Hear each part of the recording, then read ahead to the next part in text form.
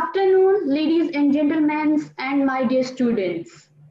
Thank you for being here with us at the joint venture academic activity by Afro-Asian Medical Institute and the University of Lahore. Today, we are pleased to welcome our distinguished guest, Professor Brendan George McCormack, a very special guest from the Queen Margaret University, Scotland, UK. Dear sir, I must say thanks to you for your time and coordination, and I warmly welcome you on this biggest platform for this online session. So, Professor Brendan George McCormack is the head of the nursing divisions and associate director for the Center of Person-Centered Research in Edinburgh. We are going to start a interactive discussion section. So we'll take expert opinion from the professor. Dear professor, my first question is that, do you think that the person-centered practice research or this approach with the concept of creativity and art in nursing, don't you think will it promote the idea of traditional nursing practice? Thank you. It's a very good question. I think it is really important that we see nursing as a very broad scholarship, and that whilst we have to pay attention to those very practical and almost like biomedical type approaches, we also need to really think about what is the art and science of nursing per se, what it is that we need to pay attention to. The person-centeredness helps us to think about that by combining all of these elements through a focus on the person themselves and who that person is and what it is that we need to do in order to best help them. So it really draws on quite a broad range of knowledge that we need to have as practitioners. Right. So do you think that how would you integrate the concept or approach of person-centered nursing practice when there is long-lasting existing of the hierarchy of the organization? Yeah, I think so our work is very much about looking at the existing workplace culture and looking at how teams work well together. And I'll say a bit more about this in my talk. But what we have to do is not see it as something separate to nursing, existing nursing, but see it as something that we can add into and complement existing practice with, but also to look at what practice we need to stop doing in order to help us be more effective in the way that we relate to patients and their families and to communities.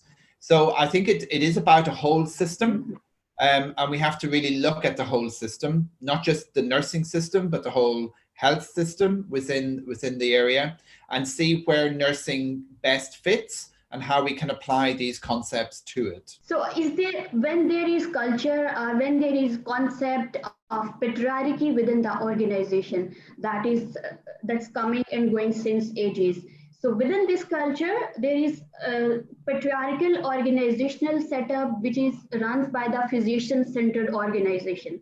So how the nursing students or potential nursing student can work as an evidence-based practice personnel? Yeah, I mean, I think that is a huge issue for nursing around the world, actually. And we have done similar work with colleagues in Malaysia and in China, and in South Africa, where those same kind of very dominant patriarchal cultures exist.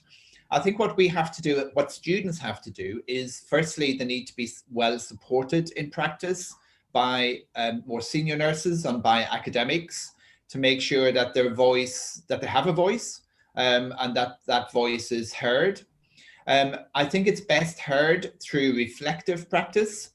So when we engage in reflective practice and then taking the results of those reflections into decision-making situations. So again, if we are able to reflect on practice together as students and as managers and as academics, then we can use the outcomes of those reflections to make some changes, to not just accept the patriarchy as it is, but to look at what it is that we can do by showing our knowledge and expertise to actually have our own autonomy and authority for practice. So it's a whole process of reflection and reflexivity. Right. Do you think that when the nursing professional are being student and they come to the organization that is physician centered or patriarchal organization, so they face a kind of cultural shock when they come and join the nursing profession in their clinical practice? So their professional identities are being constructed within the patriarchal organization, and the perception prevails that it's a kind of extension of private work to public sphere. This is not innovative profession. So do you think that how gender of a nurse and the nature of nurses work can segregate the image of nursing caring for male nurses and female nurses in this healthcare system? That's a really good question. I mean, I think that that issue about the gender balance and the gender issues, it plays out in most cultures, as you probably know. But I am very conscious that in your culture there is a very dominant kind of male patriarchy that does take over. I don't believe that nursing theory and nursing knowledge should be gender specific at all. I think male students and male nurses have a responsibility to ensure that their approach is, in a sense, gender neutral, that it isn't privileging male over female or any other version, but that actually we are being very clear that what we are doing here is based on sound principles of sound values, values that respect the humanity of everyone, values that respect equality, and that our approach as nurses has to be based on equality. So even though our society may not be based on equality, and we may have built-in stereotypical male dominance, that doesn't mean that nursing should buy into that. Nurses, in my view, in practice, should be working with principles of equality. A male nurse and a female nurse are equal. End of story. There is no negotiation about that. We are all the same, and until we actually accept that, then we will always place this kind of male dominance, and it's something I fight against continuously. It's wrong, and nurses have got to stop doing it. All right, this is very good expert opinion, you can say. Like the concept of feminism is like that. They are continuously working for the women's right and women's right. Then the approach should be gender balanced right. Absolutely. So do you think that if they are performing, because every country or every system have own culture and own system, so how the performativity, role performativity of nursing professional, those are performing the fixed gender roles. So do you think that do you think that it's a kind of thing that is performing their conflicting identities among the other health professionals as well? Yeah, I mean, I think it's a problem across the health professions, and of course, it's no surprise that that's the case, because health professionals are members of society and are encultured by that society. So if we have male dominance in a society, then it's no surprise that male dominance is also going to be seen in the health professions.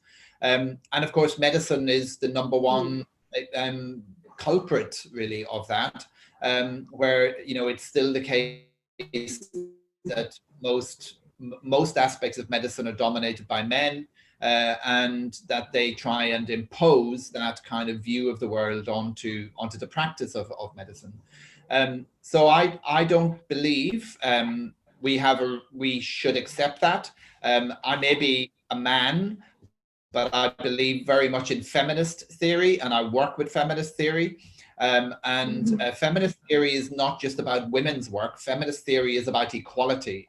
And feminist theory is about how everyone has an equal right to a voice. And if we accept that everyone has an equal right to a voice, then we accept that we have to work towards making that happen through the way we engage, through the way we talk, through the way we connect with each other, through the way we do our practice, that we are always thinking about that notion of an equal voice. And when we buy into that approach, then we can challenge some of those male dominant stereotypes that happen in medicine. And we can challenge, you know, when doctors do things that are fundamentally wrong because they are abusive and violent, then we have to challenge them. And that's where we have to work together as a whole nursing community, academics, managers, leaders, educators, students, all together committed to that common ideal. You know, we do know that there is a lot of gender violence in many countries, including your own and ours, and that as nurses, we have to really join forces together to ensure that we don't accept that as a normal part of practice, that we question it and challenge it, but do that as a collective, that it's our duty to do that, really. So do you think that if nurses are facing such kind of workplace violence,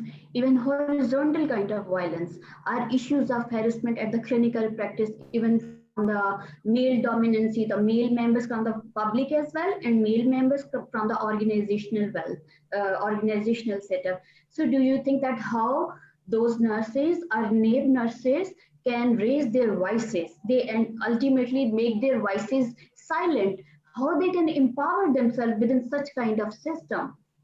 Yeah, and it's, you know, it's a huge challenge. I really respect the fact that in your culture it's a very, very big challenge, and I would not want to be presumptuous about assuming that I would know what's best for you, but I know some of the issues. What I would say, based on international evidence around this, is that there are a number of things that nurses have to do. I think firstly, you have to use your nursing organizations to be representative of you as a body of nurses. You know, small changes from a small group of nurses can have a massive impact. And if you, as a group of nurses in a part of Lahore or a particular hospital in Lahore or whatever, decide that actually we're going to systematically address this issue by, you know, looking at the evidence, by identifying the areas of practice where this is not happening, and then work with the nursing associations and nursing organizations and groups like Stigma that you mentioned earlier, that I'm one of the scholars of, to actually lift that voice, to raise that voice high, and not be quiet and not be silenced. The worst thing you can do is be silent about this. There is a very, very, very powerful phrase in action research that says, once there is a crack in the system, a light shines through it. And once that light is shining through it, then there is always hope for change. So you have to kind of keep that crack open and keep the light shining through your voice. Your voice is what you have as your main tool. But to do it as a collective, using organizations and associations to really express that voice in a way that's going to have impact. Yeah, you briefly very well, and you the phrase that you have quoted, that is the very best example, and people should follow. And these are the concepts that we need to ingrain instead of ingrinding and making voices the silent at the same time, are ultimately becomes the silent ones. Yeah. But the stigmas are there, but the social stigmas are there, traditional stigmas are there. So these stigmas are continuously creating or making the nursing professional less career choices for the students, for young potential students. When they come to the nursing profession, they come to the choice like they didn't get admission in the medical or in the medicine dominancy, then they come to this. This is the second choice of their nursing profession. So this is not the first choice of nursing profession, and with the same ingrained thinking, they come to the profession, they stays in the profession, ultimately just stay in the nursing profession just to save the image of the nursing, and not to make it an innovative profession and work with the evidence-based practice, along with the focus of the transcultural nursing. So how these students can make themselves these choices as the first nursing choice, as the first nursing professional choice as a career, as a goal for them? Yeah, um, huge question, because it's fundamentally about the status of nursing in your country. Um, so I think there is a responsibility again for nursing associations, nursing organizations, and schools of nursing and universities to really profile nursing as a profession, not as a fallback if you're a failed doctor. Um, you know, this has been an issue across the world in many countries, but you know, in many Western countries now, that's not the case. Here in the UK, in the US, Australia, and those countries, nursing is a independent, legitimate profession with its own body of knowledge. So my first action would be to say to you, you have to join forces as universities, as nursing associations, nursing organizations, and nursing departments in the health departments to really do a kind of a public campaign about what nursing is and also what it isn't, and to really profile excellence in nursing across a wide range of specialties, to show what it is that nurses do and to show what the knowledge required is to do that job. It's not just about tasks, it's a whole knowledge base.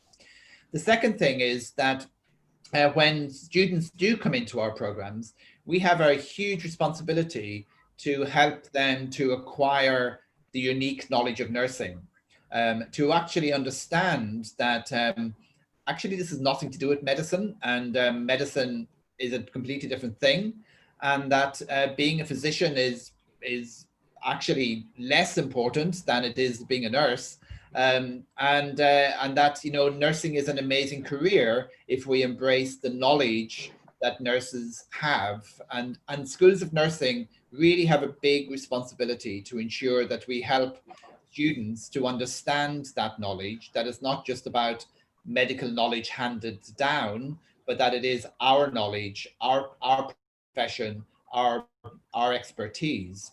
And I think the third thing then is, again, going back to the issue of voice, is allowing and enabling students to talk about that, to talk about the fact that they may have wanted to be a doctor, but now they're a nurse. And what does that mean? You know, because unless they're able to talk about it and get it out of the system, then it's always going to be something that is going to sit there as a, you know, something that will trip them up. And we know again from, you know, the State of the World Nursing Report WHO have produced that many countries are still overly dependent on medical knowledge to inform nursing programs. And we have to shift that balance, that the nursing knowledge is what informs nursing programs and not medical knowledge. That's secondary to us. So all of those things together, I think, really are important, and really need to expose students to other countries where nursing has got high status, like the UK and the US and Australia, Singapore, you know, many countries where this kind of thing happens. So yeah, big program of work. Yeah, very well. You have explained it a very good manner, and that the thing is that I do value this kind of opinions. So whatever you say, that's a very important for the NAPE students as well, and who are the expert nurses as well. So if there is issue of the, you can say, stereotypical portrayal in the media, because in this generation we have technological innovations, we have a media that can make or raise the voices of the nurses or anyone's. If there is portrayal is on the basis of gender, it's a stereotypical or traditional kind of portrayal within the media, or and that is communicating the same concept and content to the general public as well.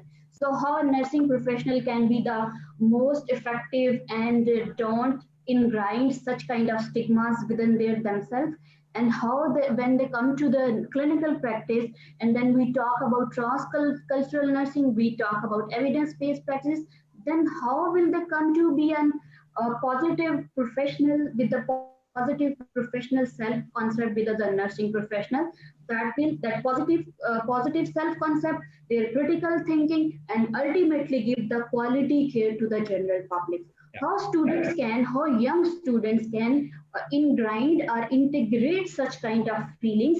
They really feel that they are being appreciated by the local level, by the international level as well, and they have this one is the best choice of career for them within this profession. Yeah, I mean, I think you have very eloquently expressed in a way what needs to happen, and that is, you know, the nurses who come in as your students are already socialized into a particular sociocultural way of being, you know, be that as girls or as men or as women, and with role functions already in a way defined and predefined. And so that self-concept is already established. So in our program here, for example, we spend the first year very much focused on role identity. You know, what is my role identity as a nurse, as an 18-year-old student or a 20-year-old student or whatever it is? What are the values that I'm already coming with that are shaping my thinking as I start my program? And then we start to, in a sense, unpick those values, unpick, you know, why it is that I believe, you know, men should become the charge nurse automatically, almost by right. Why would I believe that, you know, a male makes better decisions than a female? Why would I even think such a thing? Where does that thinking come from? So we start to unpick, and of course, always going back to that kind of feminist ideal of, you know, equality and inclusion and respect for voice is really important, so that we start to reflect on those things, we start to question them, and we start to help all these voices to kind of line up together rather than in a hierarchy. And I think alongside that, then there is also the need for that public campaign, really. There is a big need for public campaigns that demonstrate what it is that nurses do, what it is that nurses do in different contexts, in different situations, the kind of effective practice that they have, and the evidence that they use, and the knowledge that they bring to the situation. We really need to expose that. It's not just about doing tasks. So I would say it's this two-part thing. One is the public exposure, and the second is the kind of focus on the self-identity of the nurse in that first year. What's their self-concept and their role identity? And there's some very good research around that now, some really, really good evidence about what we need to do to help people to do that. Yeah, you're right. When then you are talking about that there should be the role performance. There shouldn't be the like conflicted role performance. There shouldn't be equal role performance. Either is a male nurse or either is a female nurse. So when there are issues of language or labels for the nursing professionals or even being a feminine domain, so how these students or how these expert nursing professionals who are even from different generations before 10 year X generation, Y generation, and Z generation, and they have the same kind of dilemmas they are facing. They are facing the issues of language and assigning the specific labels to those generations even and the new young ones even. So how this in this feminine domain, how this gender equality can help the students and the previous or old or X or different generations or different variety of generations to work for the transcultural nursing. Yeah, and I think I think transcultural nursing really offers us a kind of a theoretical domain to work in that regard, because what transcultural nursing really focuses on is this idea that we all have a culture, we are a living culture. So we can't deny that culture isn't out there, but we make up the culture by our ways of being and doing. And so what transcultural nursing tries to do, and the same as what person-centered nursing tries to do, is to go back to that core question about who is this person? So who am I as a nurse? What are my values? What am I bringing into the space where I am, be it with a patient or a colleague or anybody else? What is it I need to do in order to be the best that I need to be? And how do I do that in a way that is respectful of the other person and their culture and what they're working with? What the language issue is very important to that, because and we do a lot of work around language, because language really kind of is the way into understanding our beliefs and our values and what we actually do. And what we have to do is to generate a culture, particularly among your students, where we are able to question each other's language, where I'm able to question, sexist language or racist language, or hierarchical language or gender typical language, and question it and reflect on what that's about and where it's coming from and how we shift it. Because when we shift our language, we will shift our practice. And there is very good evidence to show that from discourse studies and from linguistic studies, that when we shift how we talk and the language we use, then our practice changes too. And we do a lot of that work with clinical teams to help them to develop more person-centered cultures, to kind of move away from, racist, homophobic language, gender language, hierarchical language, all of those kind of things. We question it. So it is about questioning and having a culture where it is okay to ask those questions and discuss it. Yeah, the language issue can be sorted in such a way, and you can say, you are saying that there are different evidences that are addressing such kind of issues. But when there is issue of there is communication barrier between the organizational setup from one group of health professionals to another group of health professionals. So there is no intergroup harmony among the groups, among the different set of groups. So how this can be improved, that can make the person-centered approach and holistic approach towards the general public, towards the patient. So how the students or how the clinicians can deal with such kind of intergroup communication barriers that are making hindrance to the healthcare system. Yeah, I mean, I would say that probably is a fundamental problem in your system if you don't have what we would call interdisciplinary team working. So what you need is, and it's so essential to effective patient care, is the multidisciplinary team engaged in interdisciplinary practice and communication. And what that means is, I mean, it is essentially setting up spaces in practice for the different team members to come together to be able to talk about practice. So that can be through, for example, case conferences, where to discuss a particular patient, but where you have doctors, nurses, occupational therapists, physical therapists, speech therapists, whoever needs to be there in the room together, all talking as equals and all respecting each other's views and coming to a decision. That is the only way you get interdisciplinary harmony and team working. So that can be done through case conferences, it can be done through case reviews, it can be done through care planning processes, it can be done through discharge planning processes, and also through a lot of quality developments, quality improvements.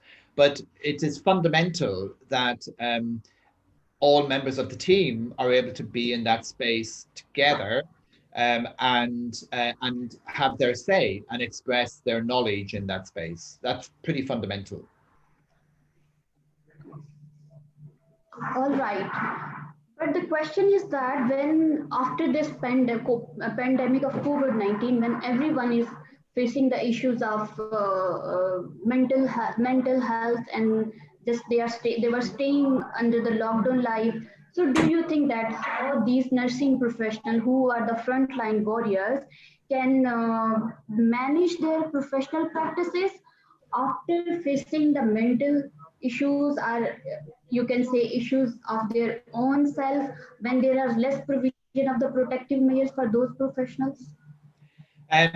No, I don't. I don't think nurses who are working in that kind of situation or in any of that situation can be expected to just carry on without proper mental health support. And we would talk about that in the context of their well-being. It is really important that the well-being of nursing staff and other staff is taken care of during this kind of pandemic kind of crisis that is happening. But it's something that's important in our context of a person-centered culture anyway, irrespective of a pandemic. How we look after each other's mental well-being, how we support each other, how we show care and kindness to each other is a fundamental part of our human caring as nurses. Whatever the context, whatever the situation, whether it's a pandemic or not, we still need to have those core values of care and kindness and respect, and support for each other, both our mental and physical well-being, as we work together as a team. And there's a lot of work going on around that around the world. And it's really important that organizations pay attention to it. I may say this in my talk, but I have, in my research, have argued very strongly, and in our theory have argued that we cannot expect nurses to be person-centered with patients if they don't experience the same values themselves in their day-to-day work from colleagues and managers and leaders. So we have to have parity of values. Yes, this is the point. The way the nurses are dealing with even with the mental health issues, because they have work burden, they have been overloaded. The work environment is not so much productive. There is hierarchy of the organization, and there is ethical issues for the nursing professional as well. So, do you think that these ethical dilemmas in my country, the culture is like this, that you have to face such kind of ethical dilemmas, but you have to perform your own role as well within these such kind of situations? Because from the international perspective, nurses are doing surgeries, nurses are prescribing many therapies as well. But here in the case, the things are different. According to this culture, nurses are facing the ethical dilemmas within the hierarchical organizational setup. So how will they manage these kind of dilemmas, and they have to work with these kind of dilemmas? So where does their nursing care stand? So where does their person-centered focus research or healthcare stand? Yeah, I mean, again, it's a very complex question, and what I think the straightforward answer, or I think it's a simple answer, is that we are accountable. We are registered, so we have an accountability, and we have three kinds of accountability. Firstly, we're accountable to the patient. So I have to ensure that whatever I do is evidence informed and is person centered, that it is focused on what's the right thing to do for that patient and their family or community. So that's my first line of accountability. My second line of accountability is to myself and my profession. So I have to make sure that I have the knowledge and skill and expertise to do the job that is required of me. So that requires me to have the different kinds of competence. So it requires me to have technical competence. It requires me to have ethical competence. It requires me to have emotional competence. And it requires me to have, embodied competence and all of those things in order to be an effective nurse. And so that comes down to how I continue to learn, how I develop, and how I stay, in tune with my work. My third line of accountability is to my profession, which is to ensure that I am practicing as an ethically competent, evidence-informed nurse, and that I am able to hold my registration, really. And lastly, I'm accountable to the organization. But you can see that in my hierarchy, the organization is my last line of accountability. I'm firstly accountable to the patient, myself, the profession, and then the organization for my actions. So if I stay hold of that framework, then I'm able to weave my way through these ethical dilemmas and practices, because I'm clear about my evidence, I'm clear about my focus, I'm clear about what I know, and therefore the organization is secondary. The organization is just there for my place to work. I hope that makes sense.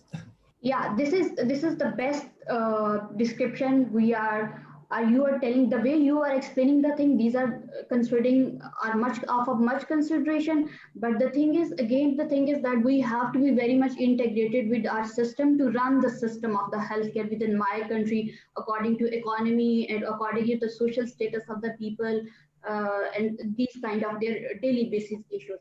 So will you suggest any kind of specific research model are to the research to make the research innovative for the students who are conducting their research, or they will be able to develop an applied model of health for the clinical practice? Yeah, actually, yes.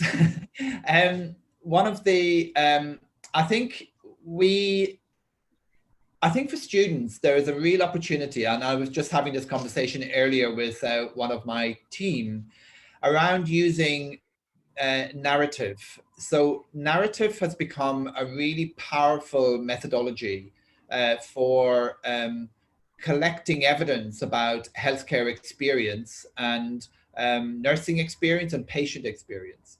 A narrative can be both the story itself, the voice. So the conversation we've just been having is a narrative. The conversation about gender and gender violence and gender balance is also a narrative to be worked on. But also there is a whole narrative of care. How do we really profile the narrative of care that is fundamental to nursing practice? And so some of the work that has been done by people I'm very proud to call colleagues like Jean Watson and Boykin and those American nurse theorists who kind of, work with story and narrative to illustrate and show really the complexity of nursing care and nursing practice. And you can use all kinds of creative media for collecting those stories. So digital media, but we can also use art and creativity and storytelling and very systematic approaches to working with that. And a lot of my publications have been those kind of publications using those kind of media.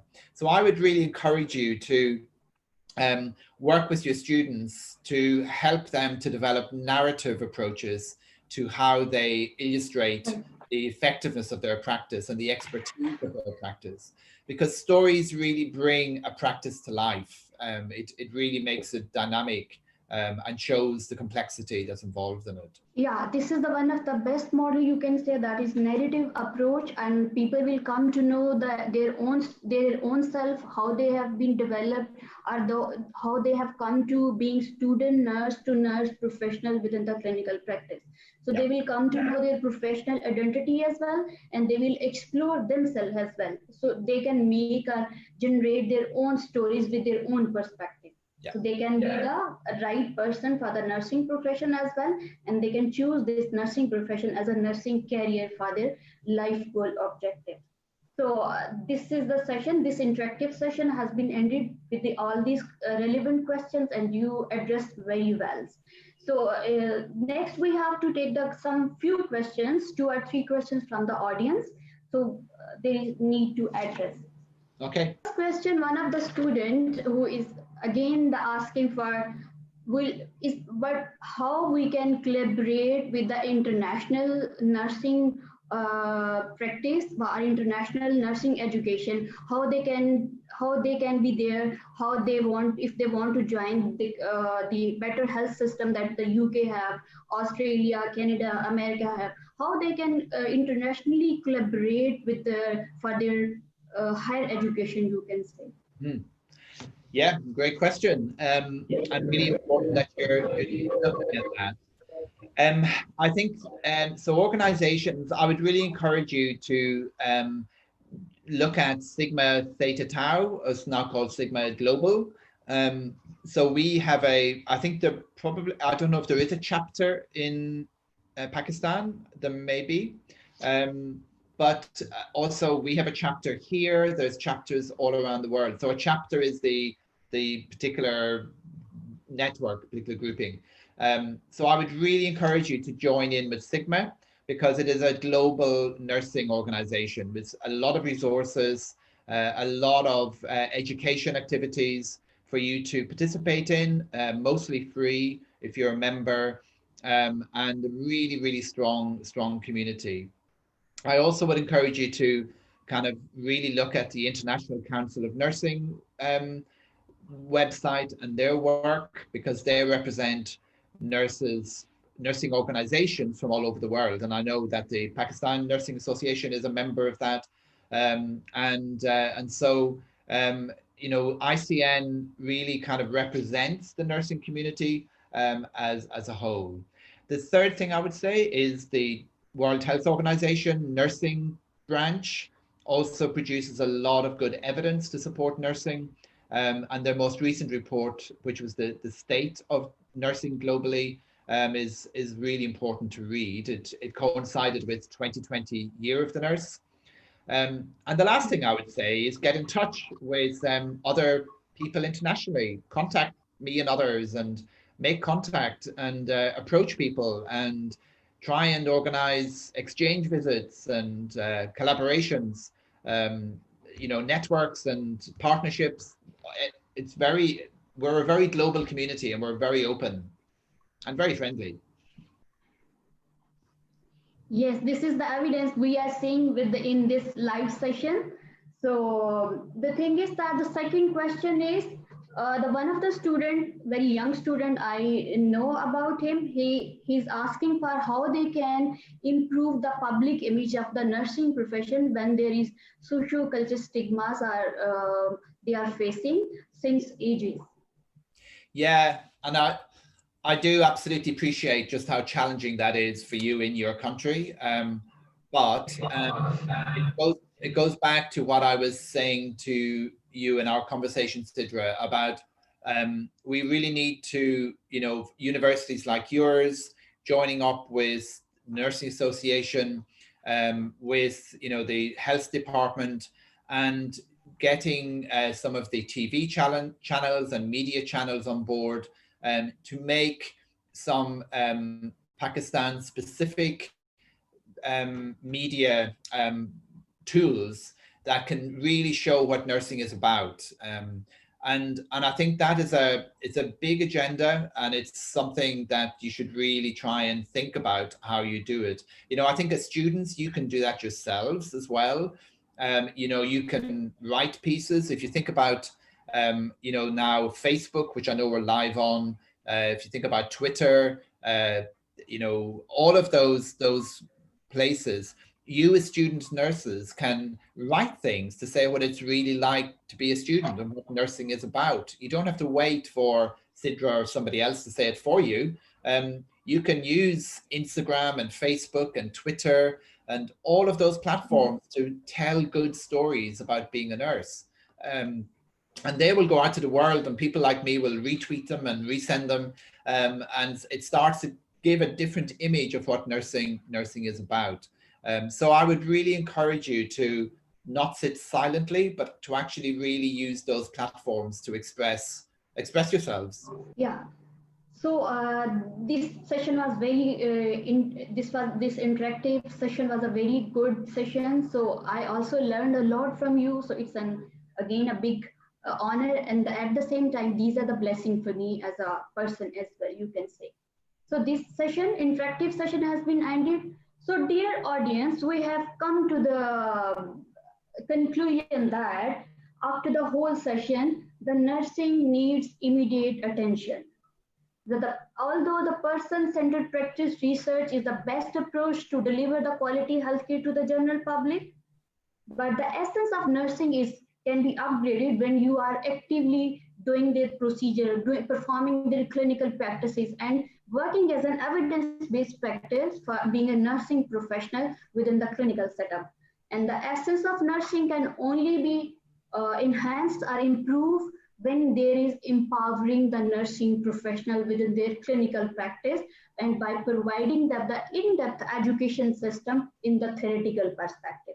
By removing all the labels and language, labels of language and labels of issues of language are communication barrier through the media, through the any channel or any kind of medium that is used within by the latest technology.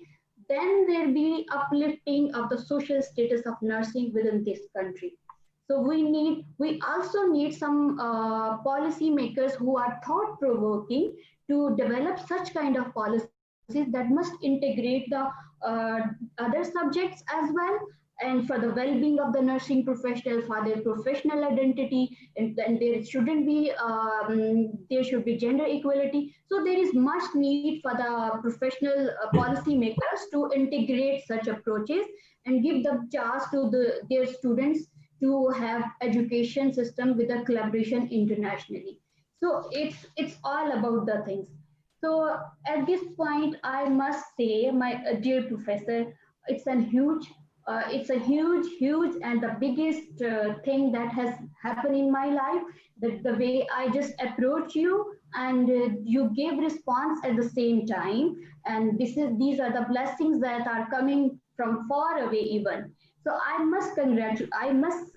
It's a huge gratitude for me, and it's an honor for me to have you on this platform of University of Lahore. And I must say, like, being a positivistic student, you can say, we and my other students as well, we need to stay in contact with you. We need to stay work with you. We need to collaborate for our higher education. We need to collaborate for our research work as well. So thank you so much for this online session and activity. So is there any message would you like to give my students who are the potential? I consider them very much potential.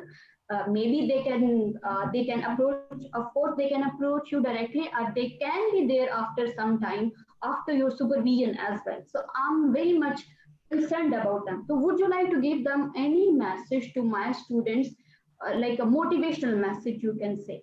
So they will definitely utilize that. Yes, absolutely.